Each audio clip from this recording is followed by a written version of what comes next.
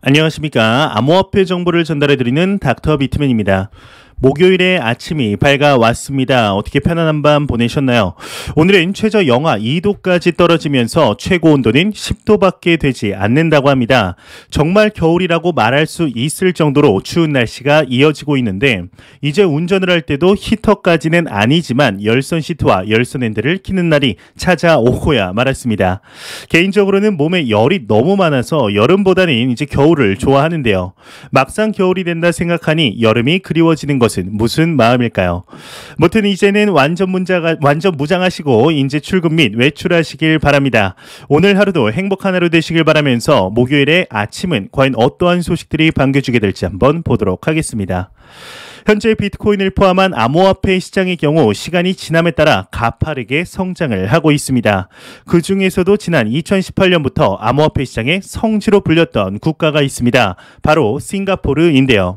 지난 5월 당시 중국의 암호화폐 단속 이후에 수많은 암호화폐 관련 사업자들의 경우 싱가포르로 달려가 운영 허가를 신청했던 곳이기도 하였습니다.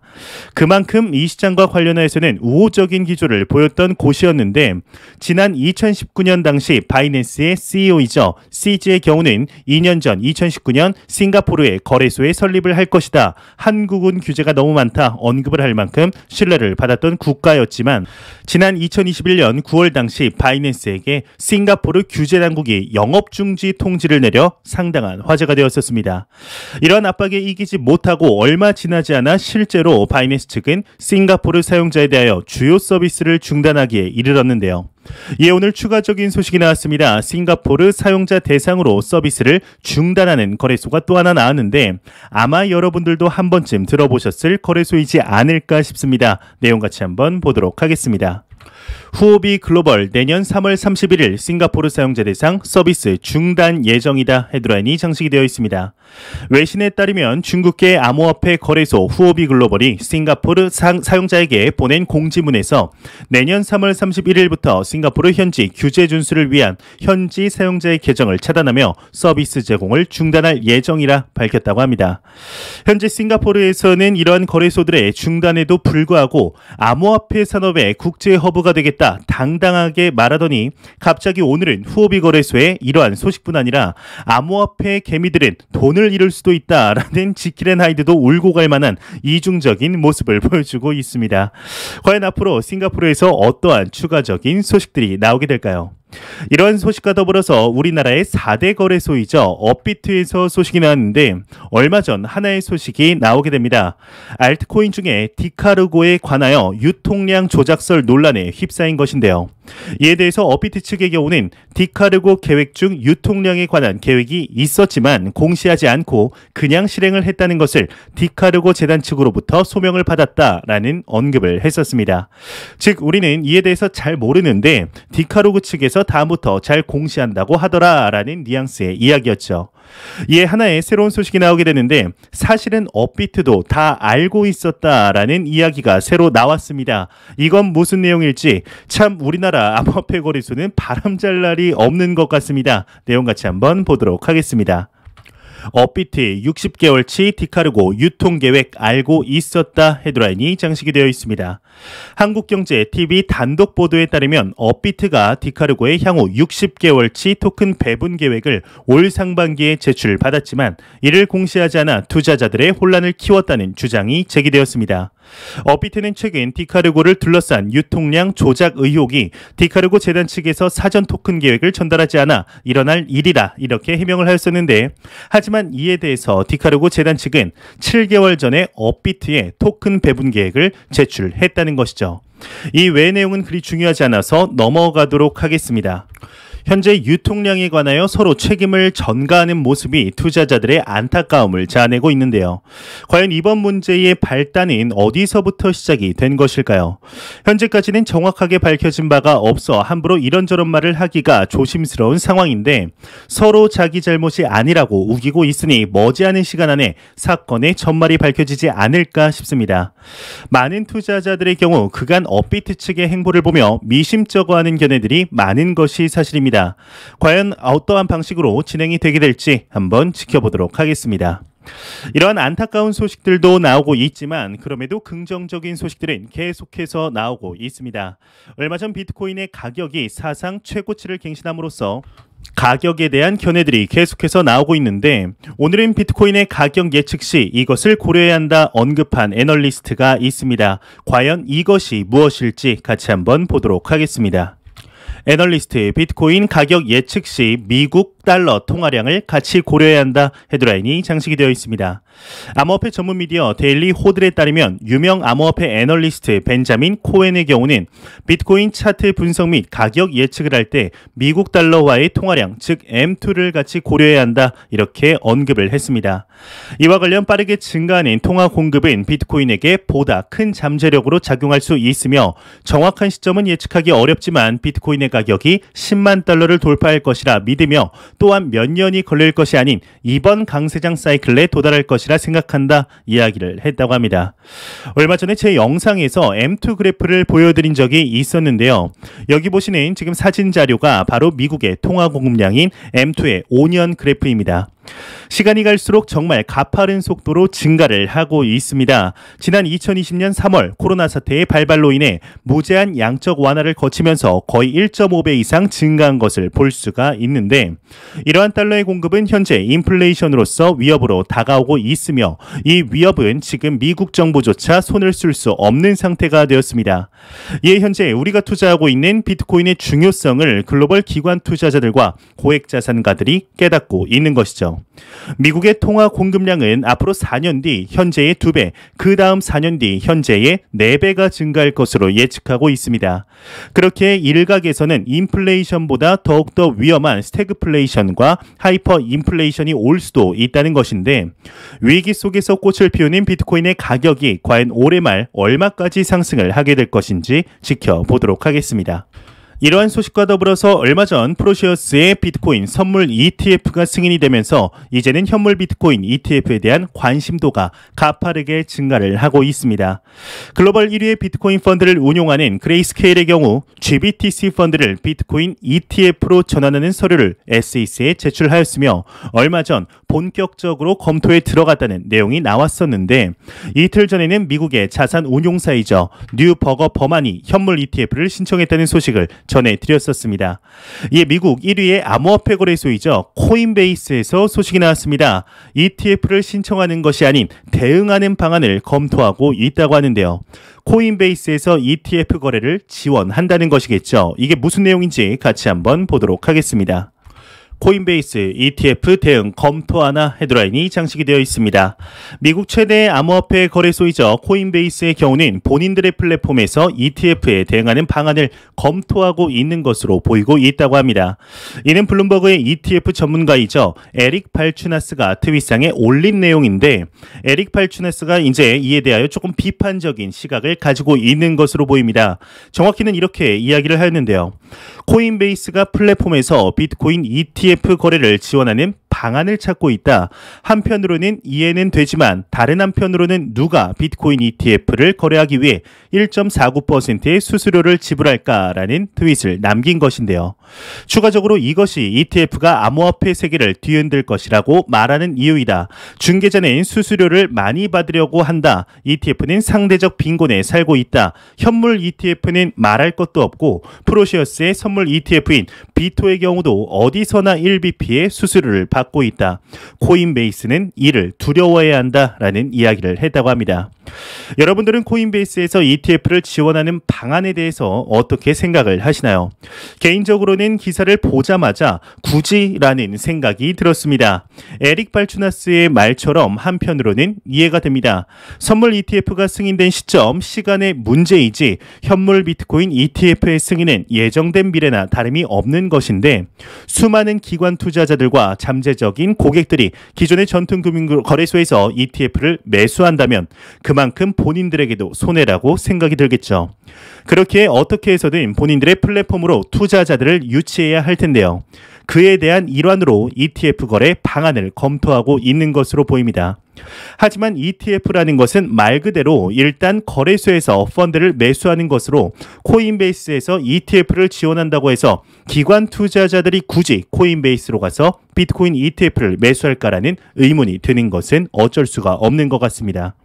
코인베이스는 이미 현물을 취급하고 있고 또한 거래소에서 ETF를 매수하는 기관들의 경우 번거롭게 코인베이스 본인들이 사용하고 있는 전통 거래소에서 손쉽게 비트코인 ETF를 매수할 수 있는데 ETF를 검토하고 있다는 것은 그만큼 코인베이스에서 그만큼 위기의식을 느끼고 있다는 것이 아닐까 싶습니다.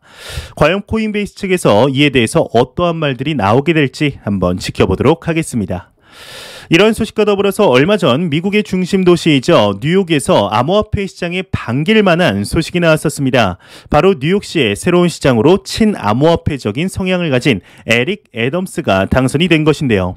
이에 3개월치의 급여를 비트코인으로 받을 뿐 아니라 뉴욕시의 근로자들에게 비트코인으로 월급을 주는 방안을 검토할 것이라 언급을 하였었는데 추가적으로 현재 마이애미시의 경우는 지난 8월 마이애미 코인이라는 시티코인을 발행함으로써 도시 인프라에 시민들이 직접 투자할 수 있는 방안을 만들었었습니다. 이에 에릭 애덤스의 경우도 뉴욕 코인이라는 시티 코인을 만들 수 있다는 뉘앙스의 이야기를 하였었는데요. 이에 오늘 새로운 소식이 나왔습니다. 이렇게 빨리 추진할지 몰랐었는데 실행력이 거의 5G 속도를 뛰어넘는 것 같습니다. 어떠한 내용인지 자세히 보도록 하겠습니다. 외신 뉴욕주 시티코인 NYC 코인이 11월 출시 예정이다 헤드라인이 장식이 되어 있습니다. 암호화폐 전문 미디어 코인텔레그래프에 따르면 친암호화폐 성향의 에릭 애덤스 뉴욕시장 당선자의 경우는 미국 뉴욕시 시티코인 NYC 코인의 출시를 승인함에 따라 오늘이죠. 11월 11일 코인이 정식 출시된다고 합니다. 애덤스 형님의 실행력이 상당한 것 같은데 현재 미국 내에서 암호화폐 시장에 대한 움직임들이 가파르게 이루어지고 있습니다. 이러한 일련의 움직임은 분명히 다른 국가들에게 영향을 줄 수밖에 없겠죠. 암호화폐 시장 모든 면에서 가파르게 개혁이 이루어지고 있는데 앞으로 어떠한 소식들이 추가적으로 나오게 될지 기대가 될 수밖에 없는 것 같네요. 현재 암호화폐 시장에서 우리나라 대한민국에 관한 소식들을 빼놓을 수가 없는데요. 암호화폐 씬에서 이 인물을 보게 될 줄은 상상도 못했었습니다. 현재 전 세계를 우리나라의 가수이죠. 방탄소년단 BTS가 장악을 하면서 K-팝에 대한 인기가 식을 줄 모르고 있습니다. 이에 동방신기, 소녀시대, 슈퍼주니어 등의 유수의 그룹들을 만들어낸 SM 엔터테인먼트의 수장이죠. 이수만 회장이 암호화폐 기사에 나왔습니다. 도대체 K-팝과 암호화폐가 무슨 연관이 있는 것일지 같이 한번 보도록 하겠습니다. SM 이수만 프로듀서 메타버스 NFT 콘텐츠 선두주자 될 것이다 헤드라인이 장식이 되어 있습니다. OSEC에 따르면 SM 엔터테인먼트의 수장 이수만 회장의 경우는 솔라나 재단이 개최한 브레이크포인트 2021 컨퍼런스의 초대 연사로 참여를 하면서 최근 전 세계적으로 비대면 디지털 사회가 본격화되며 가상세계와 메타버스 NFT와 같은 미래 사업에 대한 수요가 많이 늘어나고 눈에 띄게 성장하고 있다 이야기를 하며 한국이 메타버스의 세계 NFT 콘텐츠의 선두주자가 될 것이라 말했다고 합니다. 이어서 메타버스의 세계관 혹은 스토리를 형성하는 각각의 콘텐츠들은 모두 NFT로 연결될 것이라 이야기를 했다고 하는데요. 확실히 대체불가 토큰이죠. NFT가 전 세계적으로 각광을 받고 있는 것이 사실인 것 같습니다. 이와 더불어 비대면 사회의 확산으로 메타버스가 신사업군으로 확산이 되고 있는데 그리 머지않은 시간 안에 공상과학 소설에서나 보았던 가상세계가 현실화되는 날이 머지 않은 것 같습니다. 그 속에서 NFT는 수많은 건물, 물건, 저작권 등등 거의 대부분의 가상현실에 중요한 자리를 매김하게 될 것으로 보이는데요. 현재 메타버스 관련해서 추가적인 투자군을 좀 개인적으로 찾아보고 있습니다. 그런데 아무리 생각해도 메타버스군에 투자를 하는 것보다 현재까지는 암호화폐 시장에 투자를 하는 편이 수익률 측면 압도적일 것이라 생각을 하는데요. 포트폴리오 구성에 있어서 비트코인을 포함한 암호화폐 시장보다 더 잠재적인 성장률이 클 것이라고 보지는 않고 있습니다. 현재 메타버스에 관해서 꾸준히 공부를 하고 있는 중인데 만약 제 포트폴리오에 변화가 있다면 영상으로 바로 알려드리도록 하겠습니다. 현재 제가 가지고 있는 코인은 이미 많은 부분에서 말씀을 드렸지만 비트코인, 이더리움, XRP와 카드 스테이킹을 위한 소량의 CRO를 가지고 있다는 것 다시 한번 말씀을 드립니다. 이런 소식과 더불어서 사실상 우리나라의 암호화폐 투자자들이 가장 관심이 있을 만한 소식은 바로 암호화폐 시장에 대한 과세 문제이지 않을까 싶은데요. 최근 여당, 야당할 것 없이 과세 유예를 외치고 있지만 얼마 전 홍남기 경제부총리의 경우는 그럼에도 예정대로 과세해야 한다는 입장을 다시 한번 밝혔었습니다.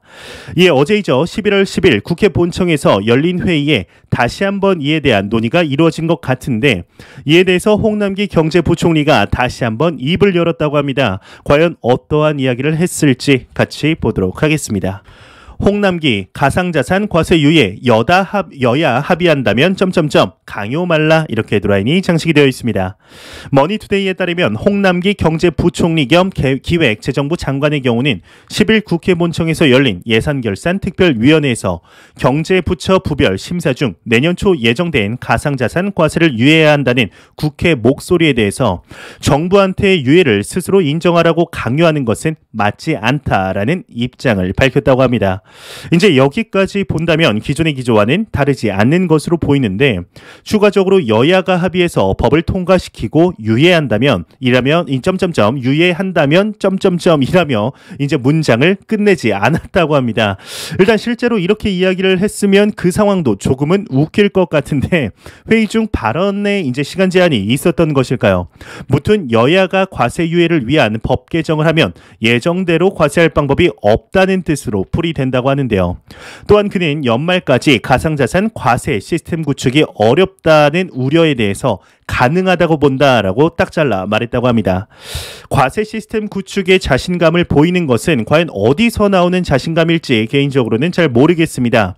이틀 전 소개시켜드렸던 내용과는 그래도 조금은 유해진 모습을 보여주고 있는데 과연 앞으로 대한민국에서 과세 방안이 어떻게 진행이 되게 될까요? 개인적으로는 아무리 홍남기 경제부총리가 과세한다 해도 여야의 의견을 싹 다 무시하는 행동은 하지 못하리라 싶습니다. 2023년이 이제 2023년으로 미뤄지지 않을까 싶은데 정말 이제 얼마 남지 않았습니다. 2개월도 남지 않은 시간 속 1월 1일부터 과세를 진행하게 될지 아닐지 한번 지켜보도록 하겠습니다. 현재 암호화폐 시장이 나쁘지 않은 모습을 보이고 있습니다. 암호화폐 시장이 소폭 조정을 보인다 해도 크게 문제될 것은 전혀 없다고 생각합니다. 지난주 대비 두 자릿수가 넘는 상승을 보이고 있으며 안정적으로 제 갈 길을 나아가고 있기 때문이죠. 우리는 항상 투자를 할 때 매수와 매도를 결정짓는 것을 가격으로 이렇게 결정을 지으면 안 됩니다. 가격을 보고 매수와 매도를 결정짓는 것은 자산을 가지고 도박을 하는 것과 똑같다고 생각을 하는데요. 항상 여러분들만의 투자 철학에 대해서 심도 깊은 고민을 하시며 본인들의 포트폴리오에 어떠한 자산을 편입시킬 때 이 편입시키는 이유에 대해서 다른 사람들에게 설명할 수 있을 정도가 되는지 그만큼 펀더멘탈에 공부가 되어 있는지 생각하시고 매도에 대해서도 본인만의 기준이 있는지 항상 생각하셨으면 좋겠습니다. 우리가 하는 투자라는 것은 단순히 돈 넣고 돈 먹기 게임이 절대로 아닙니다. 우리가 매일같이 밥을 먹듯이 이 사회에서 경제적 독립을 하기 위해서는 평생에 걸쳐 행해져야 하는 것인데요. 투자를 너무 무겁게 생각할 필요도 없지만 너무 가볍게 생각하지도 마시며 현재 여러분들의 자산의 100배가 되었을 때도 지금의 투자 방법을 유지할 수 있을까 생각해 보시면 조금은 답이 나오지 않을까 싶습니다. 건강한 투자 철학과 올바른 투자 방법, 자본에 대한 선한 마인드를 가지고 계신다면 10년 뒤 현재 암호화폐 시장에 투자하는 모든 분들은 모두 다 우리의 최종 목표인 경제적 자유에 도달을 할 수 있다 생각을 하고 있습니다. 항상 시장을 길게 보시고 남들의 수많은 유혹에도 흔들리지 않을 만큼 견고한 투자 철학이 제일 중요하다는 것 잊지 않으셨으면 좋겠습니다. 제가 준비한 소식은 여기까지입니다. 영상이 도움이 되셨다면 구독과 좋아요 그리고 광고 한 편만 처음부터 끝까지 시청 부탁드립니다. 이 채널은 오직 광고 수익으로 운영이 되게 됩니다. 항상 영상 시청해 주시는 시청자분들, 구독자분들 너무나 감사드립니다. 오늘 하루도 행복한 하루 되시길 바라면서 저는 더욱더 도움이 되는 영상으로 퇴근 시간에 찾아뵙도록 하겠습니다. 지금까지 닥터 비트맨이었습니다. 감사합니다.